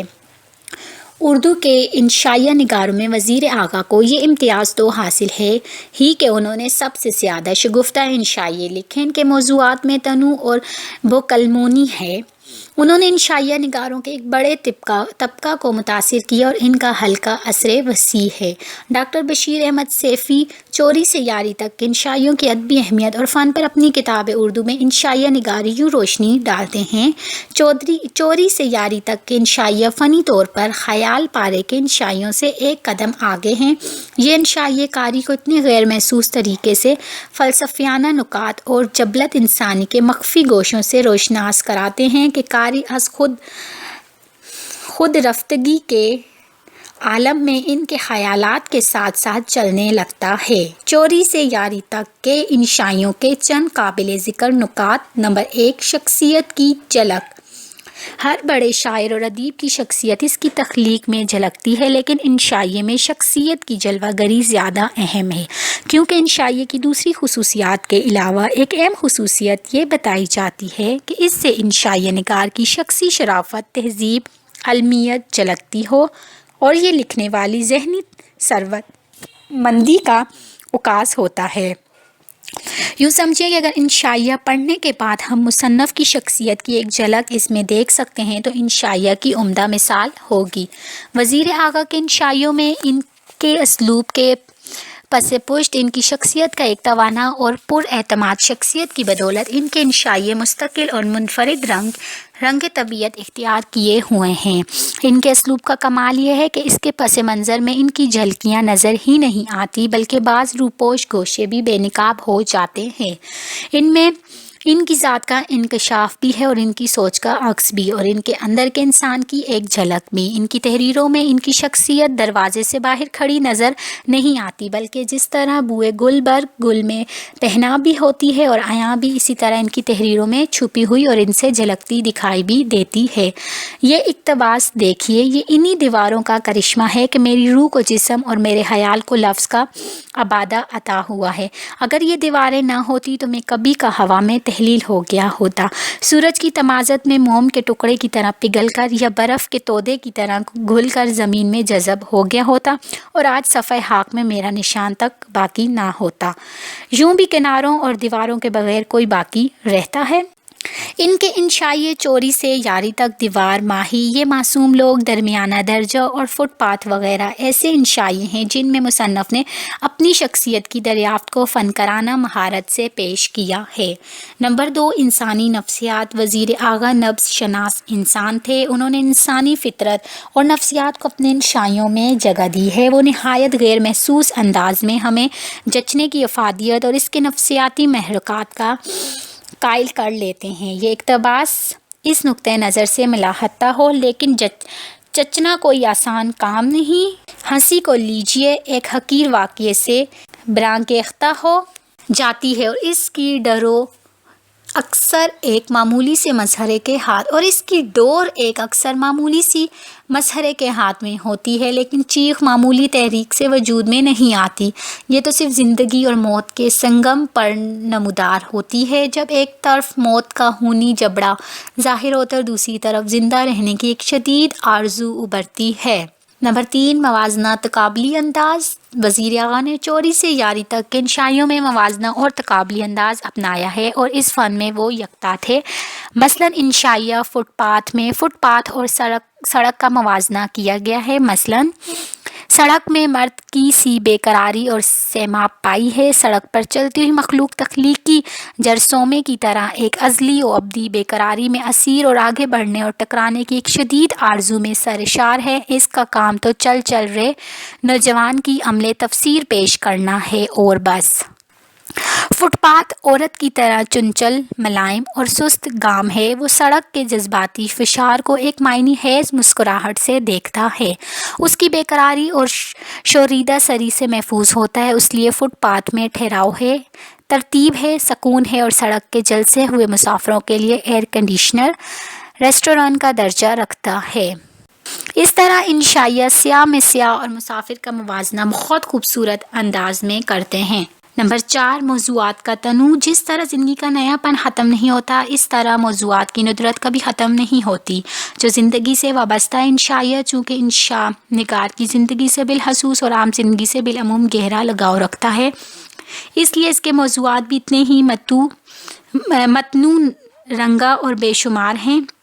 موضوع کوئی بھی ہو، جب انشائیہ نگار اسے اپنی داخلیت کا رنگ دیتا ہے تو اس میں از خود ایک نیا پن اور شگفتگی پیدا ہو جاتی ہے۔ اگرچہ اکثر انشائیہ نگاروں نے، جن میں وزیر اعظم بھی شامل ہیں، نئے موضوعات پر سوچا اور ان پر اظہار خیال کیا، لیکن موضوع کا اچھوتا پن یا اس کی اہمیت ہی کافی نہیں، بلکہ حقیقت تو یہ ہے کہ انشائیہ نگار کے لیے کوئی موضوع بھی غیر اہم اور غیر دلکش نہیں ہوتا۔ وہ تو معمولی اور پیش پا افتادہ موضوع کو بھی اپنے دل کی گداز سوچ کے انداز اور پیرایہ بیان سے دلکش اور دلنواز بنا دیتا ہے۔ وزیر اعلیٰ کے ہاں موضوعات کا تنوع بھی ہے، ندرت بھی۔ ان کی خوبی یہ ہے کہ وہ کبھی موضوع میں ڈوب کر لکھتے ہیں اور کبھی موضوع کو اپنی ذات میں غرق کر کے اظہار کرتے ہیں۔ یہی وصف ان کے ہر موضوع کو چاہے وہ کتنے ہی سامنے کا کیوں نہ ہو اہم اور دلنشین بنا دیتا ہے۔ چوری سے یاری تک کے ان شائعوں میں ہم دیکھتے ہیں کہ بعض موضوعات عام سے ہیں لیکن وہ ان پر اس طرح اظہار کرتے ہیں کہ چھپی ہوئی حقیقت سامنے آ جاتی ہے اور وہ موضوع جو پہلے معمولی سا دکھائی دیتا تھا اب عظیم لگنے لگتا ہے۔ نمبر 5، غیر رسمی انداز۔ ان شائعہ ایک غیر رسمی اظہار خیال کی صورت ہے۔ یوں سمجھ لیجیے جیسے چند دوست بیٹھے اچانک کسی موضوع پر بات چیت اور رائے زنی شروع کر دیں۔ یہ غیر رسمی گفتگو کیا صورت اختیار کر لے گی، اس کی نوعیت کیا ہوگی، یہ کب تک چلتی رہے گی، اس کا تعین پہلے سے نہیں ہوتا، یہ بھی پہلے سے طے نہیں ہوتا کہ اس کا رنگ عالمانہ ہوگا یا ادیبانہ یا شاعرانہ، یا سنجیدہ ہوگی یا مزاحیہ، اس میں طنز کی تلخی ہوگی یا تحسین کی چاشنی۔ بس بات سے بات نکلتی چلی جاتی ہے، ہر ایک اپنے خیال، نظریے، اسلوب اور بساط کے مطابق بات کرتا ہے۔ اس دوران کبھی لطیفے بھی ہو جاتے ہیں، اشعار، کہاوتوں اور اقوال کا پیوند بھی لگ جاتا ہے، تاریخ و ثقافت، مذہب و سیاست کا تذکرہ بھی ہو جاتا ہے۔ اس گفتگو میں یہ بھی ضروری نہیں ہوتا کہ یہ فلسفیانہ ہو، دلائل منطقی ہوں اور اس سے کسی خاص مقصد کا حصول مقصود ہو۔ مختصر یہ کہ ایک کھلا میدان ہے جس میں ہر شخص اپنی فکر، سوچ اور بساط کے مطابق کچھ کہتا ہے یا خاموش رہتا ہے۔ اسی طرح ان شائعہ بھی تقریباً تمام قیود سے آزاد ہوتا ہے۔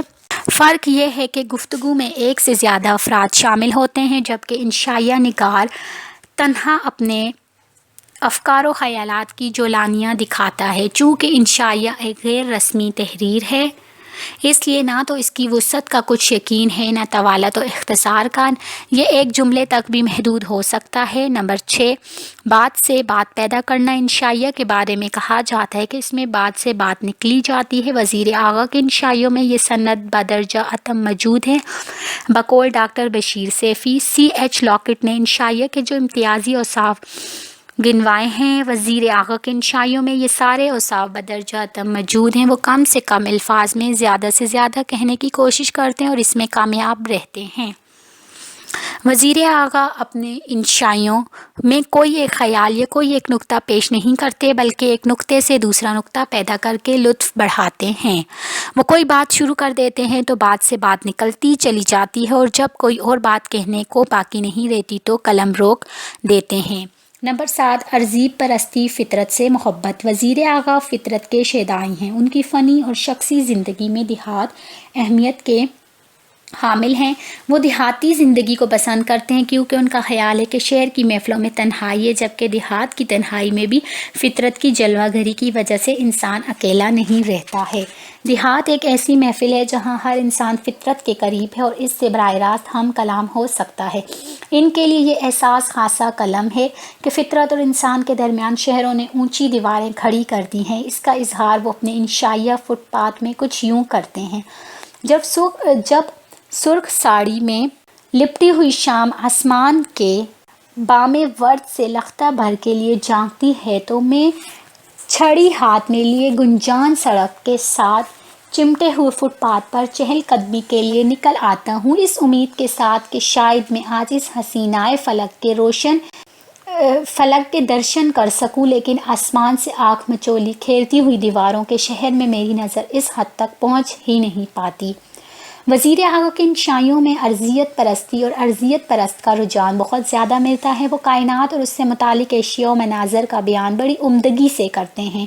ان کی ان شائعوں میں زمین کی سوندھی سوندھی مہک، ندی کی روانی، کھیتوں کی لہلاہٹ اور برسات کی بہاروں کو محسوس کیا جا سکتا ہے۔ نمبر 8، زندگی کے نئے پہلو اور گوشے۔ ڈاکٹر وزیر اعلیٰ کے ان شائعے میں زندگی کی نئی پرتیں، نئے پہلو، نئے گوشے اور نئے زاویے نمایاں ہیں۔ ان کا ہر ان شائعہ زندگی کے کسی بڑے مسئلے کی طرف لطیف انداز میں اشارہ کرتا ہے۔ چوری سے یاری تک میں پوری پاک و ہند کی تہذیب و ثقافت کا احاطہ بڑے دل فریب انداز میں کیا گیا ہے۔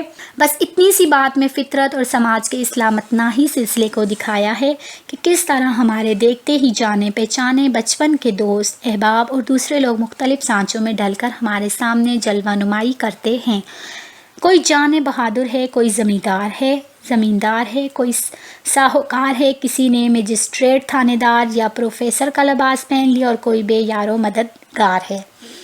نمبر 9، تہذیب و تمدن کی جھلک۔ وزیر اعلیٰ کے تمام تخلیقات میں انسانی تمدن اور تہذیب کے خاص پہلو نظر آتے ہیں۔ وہ تہذیب اور شائستگی کو معاشرے کے لیے لازمی سمجھتے ہیں، اس لیے ان کے ہاں آزادی اور پابندی ایک دوسرے کی ضد نہیں بلکہ لازم و ملزم ہے، کیونکہ کھلی آزادی انسانوں کو بے راہ اور انتشار کی طرف لے جاتی ہے، جبکہ بے جا پابندیاں بھی معاشرے میں مفید افراد پیدا نہیں کر سکتی۔ اس لیے ان دونوں کو توازن کے ساتھ ہونا چاہیے۔ اس اہم حقیقت کا انکشاف علامتی انداز میں انشائیہ دیوار میں کیا گیا۔ مجھے یہ سب دیواریں پسند ہیں۔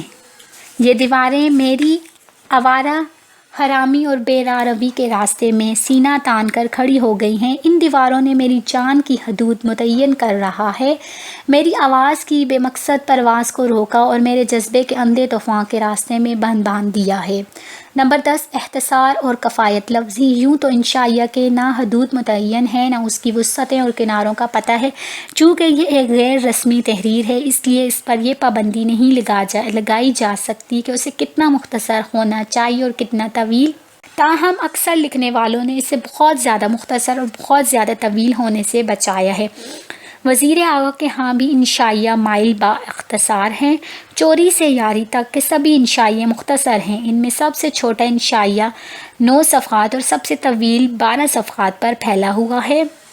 دراصل وزیر اعلیٰ نے تو اپنے انشائیے کو بلا ضرورت مختصر کرنے کی شعوری کوشش کرتے ہیں اور نہ بلا وجہ انہیں تول دیتے ہیں۔ بس وہ بات شروع کرتے ہیں، بات سے بات نکلتی چلی جاتی ہے، اور جب کوئی اور بات کہنے کو نہیں رہتی تو قلم روک دیتے ہیں۔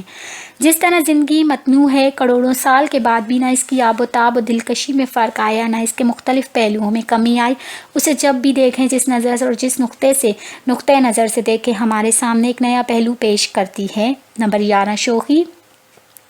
ان کے انشائیوں میں ایک طرح کی شوخی پائی جاتی ہے۔ یہ نہ تو مسخرہ پن ہے اور نہ طنز، بلکہ یہ شوخی سادگی اور پرکاری کی جادوگری سے وجود میں آتی ہے۔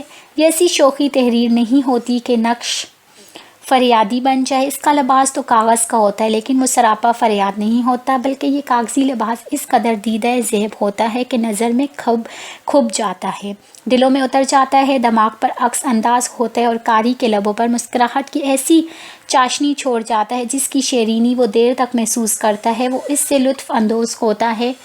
لیجیے دیکھیے اس انشائیے میں سادگی اور پرکاری سے نچلے، درمیانے اور اونچے طبقے کے تضادات کو کس فنکارانہ انداز میں ابھارا ہے، اور کیسی زیر لب ہنسی دی ہے کہ پڑھنے والا حقائق کی تلخی کو محسوس کیے بغیر سکڑتا ہوا آگے بڑھ جاتا ہے اور انشائیہ نگار کے ساتھ اسی کیفیت کو محسوس کرتا ہے جو خود مصنف نے محسوس کی تھی۔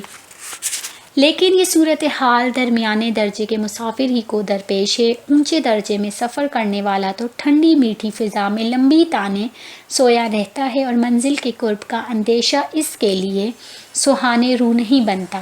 اس کے پاس نہ تو زیادہ راہ کی کمی ہے اور نہ اسے خدشے کا سامنا ہے کہ منزل پر پہنچنے کے بعد اسے زمان و مکان کی الجھنوں میں گرفتار ہونا پڑے گا۔ سکون طمانینت اور اعتماد کی اس فضا میں اندر کے کسی گارڈ کی مجال نہیں کہ اس کے سینے پر دستک دے سکے۔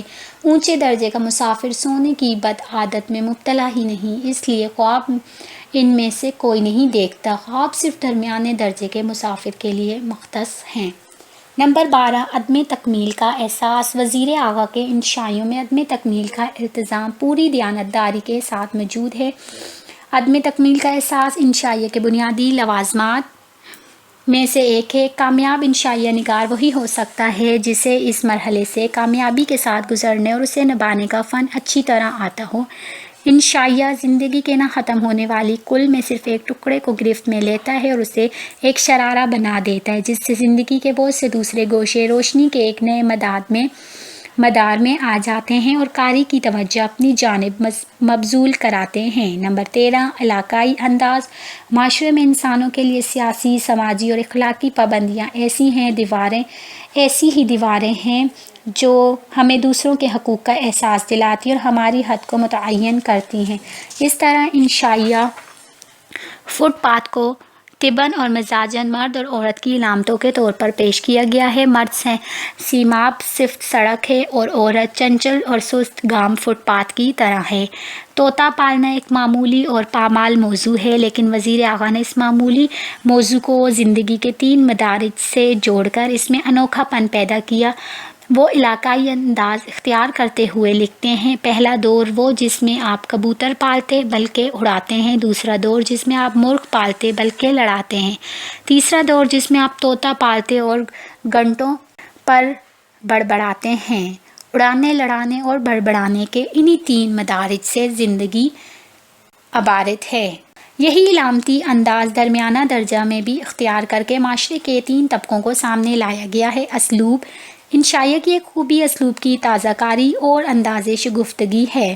وزیر اعلیٰ کے ہاں یہ خصوصیت موجود ہے، اس لیے نہایت ثقیل سے ثقیل موضوع بھی بھاری نہیں لگتا، بلکہ موضوع کی ثقالت اور اثر اسلوب کی لطافت و شگفتگی سے زائل ہو جاتا ہے۔ نچلے درجے کے مسافر کی حسیات کند ہے، وہ ذہنی اور جسمانی طور پر اس قدر بے حس ہے کہ اگر باہر کی تاریکی سے کوئی خوفناک اور مکروہ پنجہ اندر آ کر اس کے ہمسفر کی گردن مروڑ ڈالے تو بھی اس پر کوئی اثر مرتسم نہ ہوگا۔ وہ تو ماحول اور اپنی تقدیر سے کبھی کا سمجھوتا کر چکا ہے، اس لیے اب اس کا من شانت، ذہن شفاف اور اس کا بدن بے حس ہے۔ اونچے درجے کی طرح نچلے درجے کا یہ مسافر بھی وقت کی بے رحم ضد سے قطعاً محفوظ ہے۔ ایک خوشی کے ہاتھوں زندہ جاوید ہو گیا تھا، دوسرا دکھ کے ہاتھوں امر ہو چکا ہے۔ اور سچی بات تو یہ ہے کہ جہنم بھی ایک قسم کی جنت ہی ہے، بس ذرا ٹمپریچر کا فرق ہے۔ وزیر اعلیٰ کے انشائیہ میں شستہ و رفتہ ادیبت، زبان کی پاکیزگی، لطافت اور فنکارانہ چاپقدستی ہے۔ زندہ و خیال افروز نثر و شگفتہ بیانی سے دلوں میں اترنے کا سلیقہ جانتے ہیں۔ اس نثر میں دیہاتی زندگی کی جھلکیاں نظر آتی ہیں اور وہ اجتماعی شخصیت ہے جو اس زندگی کی پہچان ہے۔ وہ ایک تخلیقی انشائیہ نگار ہیں، اس میں کشادہ نظری بھی ہے، فراخی کا احساس بھی، گھٹن نہیں شگفتگی ہے۔ وہ ان کے منطقوں کے سیاح ہیں جن سے انشائیہ ابھرتا ہے۔ زبان و ادب کی انشائی خوبیوں کو پروان چڑھانے میں انہوں نے گراں قدر حصہ لیا ہے۔ وہ قاری کو معلومات کا خزینہ بھی دیتے ہیں اور اپنے تجربے کا جوہر بھی۔ انداز بیاں کی چستی اور رنگینی، وہ جذبے کی طغیانی طور کو قاری پر آشکار نہیں کرتے، بلکہ اس کی نرمی اور سبک آرامی سے انشائیہ کے مزاج کو ابھارتے ہیں۔ ان کا اسلوب آراستہ و تراشیدہ نہیں، ان کے ہاں لفظوں اور موضوع کو سنوارنے کی کوشش محسوس نہیں ہوتی، اس لیے ان کی نثر میں بے ساختگی ہے۔ وہ موضوع کی طرف مستقیم انداز میں پیش قدمی نہیں کرتے، بلکہ بڑی خوبصورتی سے بات پیدا کرتے ہیں۔ ان کے انشائیہ اسرار ذات کے بجائے انکشاف ذات کے مظہر ہیں، مضامین متنوع موضوعات پر محیط ہیں۔ وہ لفظوں سے کھیلنے کے بجائے انہیں محتاط انداز میں پیش کرتے ہیں۔ انہوں نے لفظ، خیال اور جملے کو ایسا ایکٹر بنا کر پیش کیا جس میں قوت بھی اور حرکت بھی، جذبے کی بے نام صورت کو خوبی سے ابھارتے ہیں اور احساس کی لطیف سیرت کو بڑی عمدگی سے اجاگر کرتے ہیں۔ مضمون نگاری کا عمل غیر ارادی ہے اور وہ رعایت لفظی کا فائدہ اٹھاتے ہیں، لیکن نقطوں کے گورکھ دندے میں نہیں پھنستے۔ شگفتہ انداز نگارش کا موضوع سے گہرا تعلق ہے۔ وہ مجرد اور عام باتوں کے غیر معمولی انداز میں پیش کرنے کا فن جانتے ہیں۔ ڈاکٹر الہی بخش اعوان وزیر اعلیٰ کے اسلوب کے بارے میں فرماتے ہیں: محاورے اور کہاوتیں بھی ہیں، لیکن انہیں تحریر میں ٹھونسنا نہیں گیا۔ مذاق کی چاشنی بھی ہے اور طنز کی تلخی بھی، لیکن یہ تلخی اتنی ہی ہے جتنی میٹھے گلاس میں لیموں کا بوند۔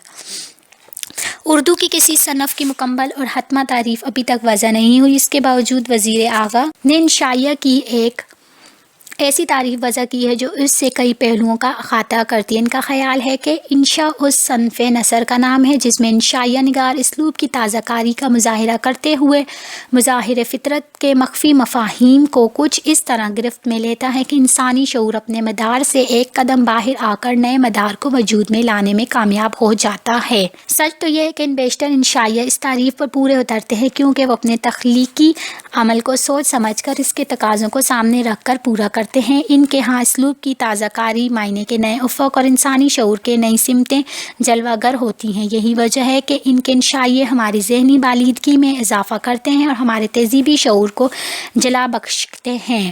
صنف انشائیہ کے افق پر جو نمایاں روشنی ہے اس کا محض وزیر اعلیٰ کی شخصیت ہے۔ وزیر اعلیٰ کے انشائی اسلوب میں فکری موشگافی اور نکتہ آفرینی کا کثیر عنصر شامل ہے۔ یہ اسلوب ایک نکتے کو دوسرے نکتے سے ملاتا ہے اور اس سے معنویت کی ایک نئی تیسری صورت کو جلوہ گر کر دیتا ہے۔ انشائیے کا تیسری صورت کو جلوہ گر کر دیتا ہے۔ انشائیے کا مزاج بھی یہ ہے کہ وہ ہر قسم کی قید مقام سے آزاد ہے۔ زمان کی گرفت اسے اپنے حصار میں نہیں لیتی اور یہ بے پر جذبے کی طرح ہوا میں بے تکان پرواز کرتا ہے اور آکسیجن کی وافر مقدار کی ترسیل اپنی کاری کی طرف کرتا ہے۔ وزیر اعلیٰ کے اسلوب نے ان کے انشائیے کا مزاج نکھارنے میں ایک اساسی فریضہ انجام دیا ہے۔ وزیر اعلیٰ نے انشائیہ میں مظاہرے کی مخفی معنی اجاگر کیے ہیں۔ اس عمل انکشاف میں ان کے اسلوب نے ان کی سب سے زیادہ معاونت کی ہے، چنانچہ ان کے انشائیے میں تازہ کاری بھی ہے اور ندرت بھی ہے، انکشاف ذات بھی اور عرفات کائنات بھی۔ اس میں سنجیدہ فکری بھی اور شگفتہ نگاری بھی۔ مجموعی جائزہ: مجموعی طور پر ہم کہہ سکتے ہیں انشائیہ کے ابتدائی نقوش اگرچہ قد مآ کے ہاں نظر آتے ہیں، مثلاً ملا وجہی کی سبرس، غالب کے حدود کے چند ٹکڑے، مضامین سر سید ابوالکلام آزاد کی کتاب غبار خاطر کے کچھ حصے میں انشائیہ کی خوبیاں دیکھی جا سکتی ہیں، لیکن انشائیہ کو الگ اور انفرادی حیثیت سے منوانے کا سہرا وزیر اعلیٰ کے سر ہے۔ بقول معین الرحمن، جس طرح مثنوی کے ساتھ مولانا روم یا پھر میر حسن کا نام ذہن میں ابھرتا ہے، اسی طرح انشائیہ کے ساتھ موتین جانسن یا پھر وزیر اعلیٰ کا نام ذہن میں آتا ہے۔